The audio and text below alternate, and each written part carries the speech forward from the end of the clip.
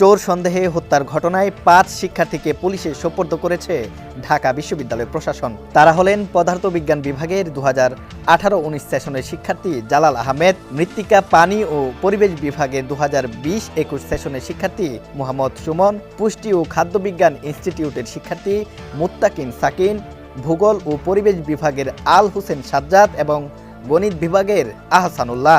এই ৫ জনকে পুলিশের সোপর্দের বিষয়টি নিশ্চিত করেছেন ঢাকা বিশ্ববিদ্যালয়ের সহকারী প্রক্টর অধ্যাপক ডক্টর রফিকুল ইসলাম। শাহবাগ থানার পরিদর্শক আসাদুজ্জামান বলেন, ৩ শিক্ষার্থীকে থানা হেফাজতে নেওয়া হয়েছে, তাদের জিজ্ঞাসাবাদ করা হচ্ছে।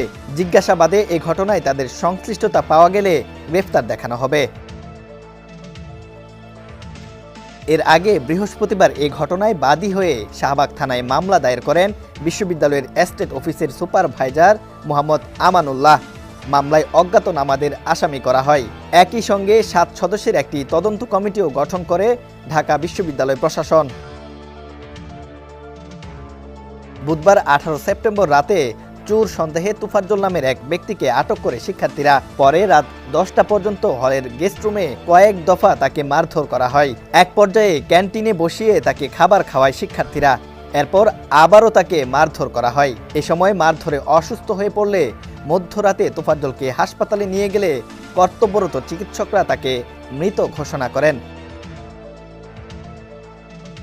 ডেস্ক রিপোর্ট, সমকাল।